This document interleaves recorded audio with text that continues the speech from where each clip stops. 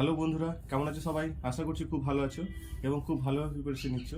আমি মনোজ তন্তু ভাই আর একটা নতুন ক্লাসে তোমাদের সবাইকে স্বাগত। তো আমরা ট্রান্সফরমার শুরু করেছিলাম ইলেকট্রিক্যাল মেশিনে। তো ট্রান্সফরমারে অলরেডি আমাদের 4টে ক্লাস হয়ে গেছে, সরি আজকে আমাদের 5 নম্বর ক্লাস হবে এটা। তাহলে আমাদের 4টে ক্লাস অলরেডি হয়ে গেছে ট্রান্সফরমারে, আজকে আমাদের 5 নম্বর ক্লাস হবে।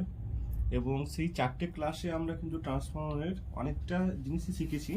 যেমন হচ্ছে প্রথমে আমরা শুরু করেছিলাম যে ট্রান্সফরমার বেসিক কিছু শর্ট কোশ্চেন যেগুলো আছে তোমাদের, তো বেসিক জায়গা থেকে শুরু করেছিলাম, কিছু শর্ট কোশ্চেন যেগুলো আছে সেগুলো থেকে শুরু করেছিলাম।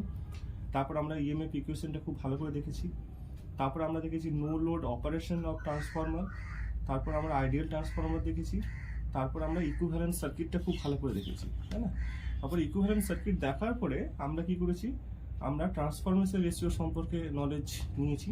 কারণ আমরা জানি যে আমাদের ইকুইভ্যালেন্ট সার্কিটটা কমপ্লিট করতে বা প্রাইমারি থেকে সেকেন্ডারিতে বা সেকেন্ডারি থেকে প্রাইমারিতে নিয়ে যাওয়ার জন্য আমাদের ট্রান্সফরমেশন রেশিওটা জানাটা খুব প্রয়োজন। উইদাউট ট্রান্সফরমেশন রেশিও ছাড়া কিন্তু আমরা ট্রান্সফার করতে পারবো না। ভোল্টেজ, কারেন্ট, রেজিস্ট্যান্স, রিঅ্যাক্টেন্স যাই বলো না কেন, পুরোটাকে আমরা ট্রান্সফার করতে পারবো না প্রাইমারি থেকে সেকেন্ডারি বা সেকেন্ডারি থেকে প্রাইমারিতে। তো সেখান থেকে আমরা ট্রান্সফরমেশন রেশিওর টোটাল নলেজ ভালোভাবে জানতে পেরেছি। তারপরে আমরা আজকে যেটা দেখব সেটা হচ্ছে যে অ্যাপ্রক্সিমেট ইকুইভ্যালেন্ট সার্কিট। কিন্তু তার আগেও আমরা দেখে নিয়েছি, কিন্তু রেফার করে দেখেছি যে আমাদের সেকেন্ডারি থেকে যদি আমি প্রাইমারিতে রেফার করি আমাদের রেজিস্ট্যান্সকে, রিঅ্যাক্টেন্সকে, তাহলে সেটা কিভাবে হবে? থ্রু ট্রান্সফরমেশন রেশিওর দ্বারা। তো সেটা আমরা ভালো করে দেখেছি। তো জাস্ট ওইখান থেকে আজকে শুরু করব। আমি দেখো একদম ডিটেলে তোমাদের পড়ানোর চেষ্টা করছি, কোনো টপিক কিন্তু আমরা বাদ দেবো না, সব কিন্তু ডিটেলে পড়বো এবং খুব ইজি ওয়েতে পড়বো, ঠিক আছে? তো তোমরা যারা ক্লাসগুলো অ্যাটেন্ড করোনি আগের ক্লাসটা, তাদেরকে আমি অবশ্যই বলবো তোমরা কিন্তু অবশ্যই ক্লাসগুলো অ্যাটেন্ড করে আসো। তোমরা কিন্তু খুব উপকৃত হবে এবং ভালোভাবে বুঝতেও পারবে। তো চলো আজকে আমরা দেখব যে আগে রেফার টু প্রাইমারি সাইডটা জাস্ট আমি একটু টাচ করে দিই, কারণ আগের দিনে আমরা এটা কমপ্লিট করেছি। তো সেখান থেকে শুরু করছি যাতে তোমাদের কোনো রকম অসুবিধা না হয়, ঠিক আছে? তাহলে দেখো আমরা কি বলেছিলাম যে আমাদের প্রাইমারি সাইডের দিকে, প্রাইমারি সাইডে ট্রান্সফরমার প্রাইমারি সাইডের দিকে আমাদের কি ছিল, আমাদের রেজিস্ট্যান্স ছিল, রিঅ্যাক্ট্যান্স ছিল। তো সেগুলো আমরা জাস্ট ভালো করে একটু দেখে নিই। তাহলে প্রথমে দেখো এখানে কি ছিল, রেজিস্ট্যান্স, যেটাকে আমরা R1 দ্বারা ডিনোট করছিলাম, তাই না? R1 দ্বারা ডিনোট করছিলাম। তারপরে কি ছিল, তারপরে ছিল রিঅ্যাক্ট্যান্স, যেটাকে আমরা X1 দ্বারা ডিনোট করছিলাম। এবং এখানে তো আমরা সাপ্লাই দিয়েছি, প্রাইমারি ভোল্টেজ, যেটা আমরা সাপ্লাই ভোল্টেজও বলি, সেটা হচ্ছে V1। এবং V1 থেকে আমাদের এখানে I1 যাচ্ছে কারেন্টটা, ওকে?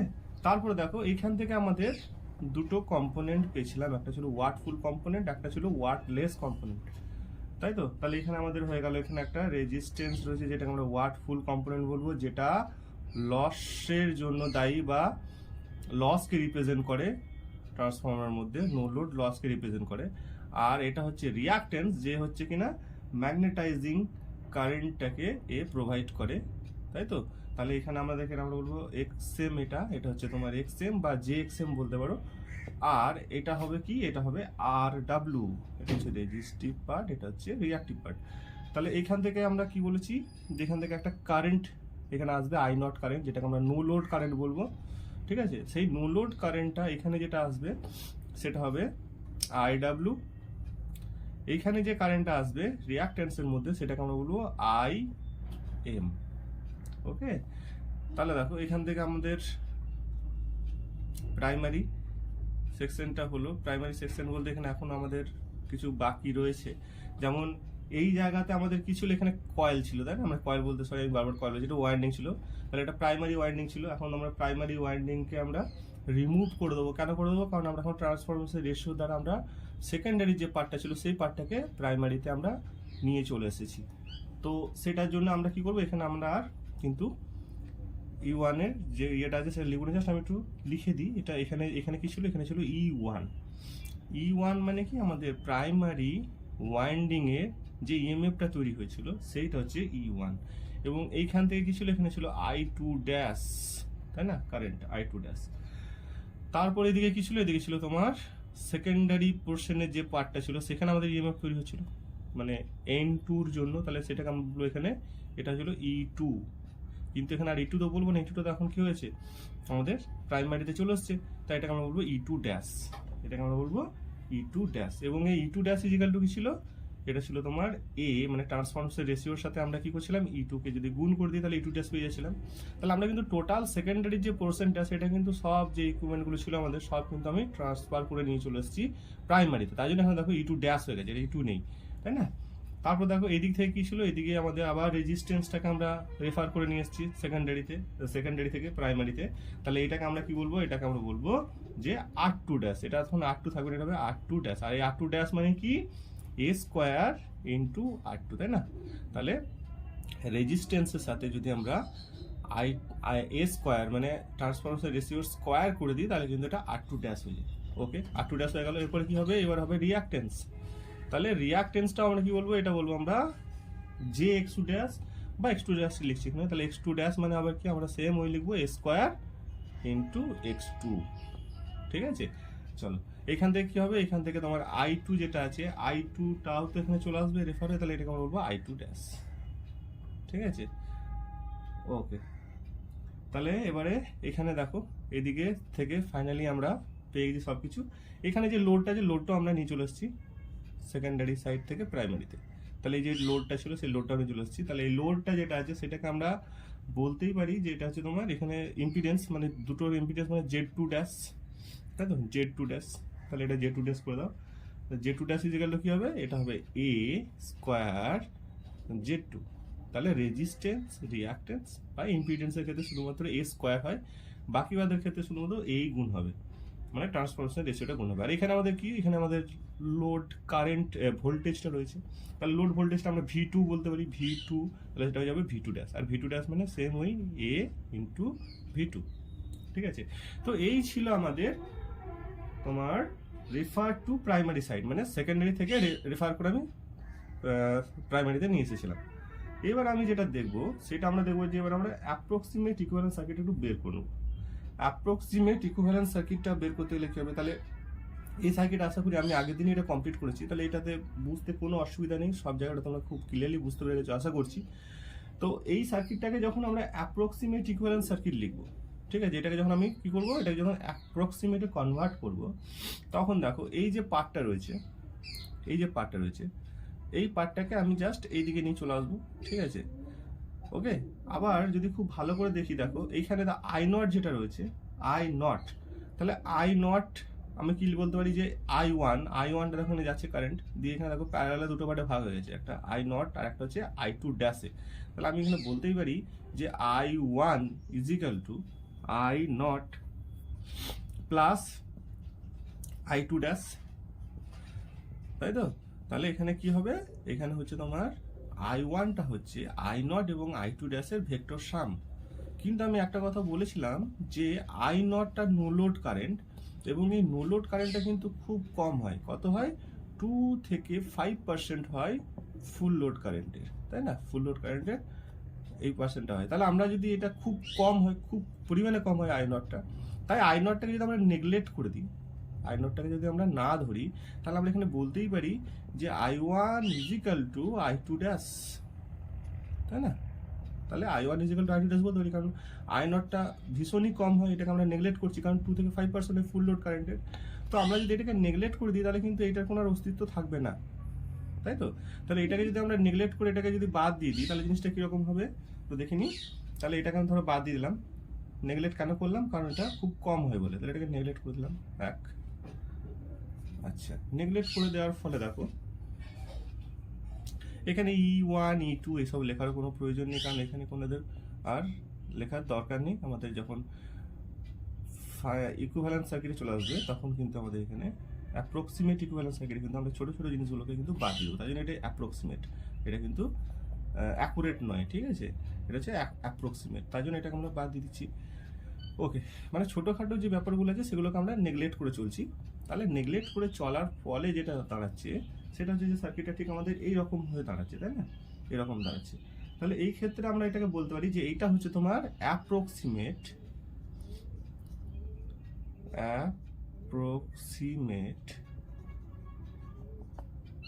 ইকুইভ্যালেন্ট সার্কিট, ঠিক আছে। এটা হচ্ছে অ্যাপ্রক্সিমেট ইকুইভ্যালেন্ট সার্কিট। এবং এই অ্যাপ্রক্সিমেট ইকুইভ্যালেন্ট সার্কিটটাকে আমরা ফাইনাল যদি আমরা অ্যাপ্রক্সিমেটে নিয়ে যেতে পারি, তাহলে ফাইনাল অ্যাপ্রক্সিমেটে যদি আমরা নিয়ে চলে যাই, তাহলে আমরা কি করবো দেখো, রেজিস্ট্যান্স, এখানে একটা রেজিস্ট্যান্স মানে প্রাইমারি রেজিস্ট্যান্স এবং সেকেন্ডারি রেজিস্ট্যান্স একে অপরের সাথে সিরিজে রয়েছে। আবার প্রাইমারি রিঅ্যাক্ট্যান্সের সাথে সেকেন্ডারি রিঅ্যাক্ট্যান্সটা কিন্তু এখন আর আলাদা আলাদা নেই, এটাও কিন্তু আমাদের সিরিজে রয়েছে। তাহলে আমরা কি করতে পারি, আমরা একটা যোগ করে দিতে পারি। তাহলে আমরা এটা বলতেই পারি যে আর ইকুইভ্যালেন্ট, তাই তো, আর ইকুইভ্যালেন্ট ইজিক্যালটা আমি কি বলতে পারি, যে এই রেজিস্ট্যান্সটা প্লাস এই রেজিস্ট্যান্সটা দুটোকে মিলিয়ে তো আমাদের আর ইকুইভ্যালেন্ট হচ্ছে, তাই না? তাহলে আর ইকুইভ্যালেন্ট ইজিক্যাল আমরা এখানে লিখতে পারি যেখানে R1 প্লাস R2 ড্যাশ, তাই না, R2 ড্যাশ। আর এখানে R2 ড্যাশ মানে আমরা কি বলতে পারি, এটা হচ্ছে তোমার R1, R2 ড্যাশ মানে এখানে কি ছিল, R2 ড্যাশ মানে হচ্ছে A স্কোয়ার R2। তো সেটা মানটা বের করে আমি জাস্ট বুঝে দেবো R2 ড্যাশ, তাই না? সেম ওয়েতে এক্স ইকুইভ্যালেন্ট আমরা কি লিখবো, এক্স ইকুইভ্যালেন্টটা সেম ওই রকমই লিখবো। আমরা কি লিখবো এটা, যে x1 প্লাস x2 ড্যাশ। আর সেম ওয়েতে আবার x2 ড্যাশ মানে কি, x2 ড্যাশ মানে হচ্ছে a স্কোয়ার ইন্টু x2 ব্যাস। তাহলে আমরা কি করলাম, আমরা রেজিস্ট্যান্সটা এবং রিঅ্যাক্ট্যান্সটা আমরা একটা সিঙ্গেল ইয়েতে নিয়ে এলাম, তাই না? তাহলে যদি আমরা করি, তাহলে এটা আমরা ফাইনাল যদি আমরা দেখি, ফাইনাল অ্যাপ্রক্সিমেশন, ফাইনাল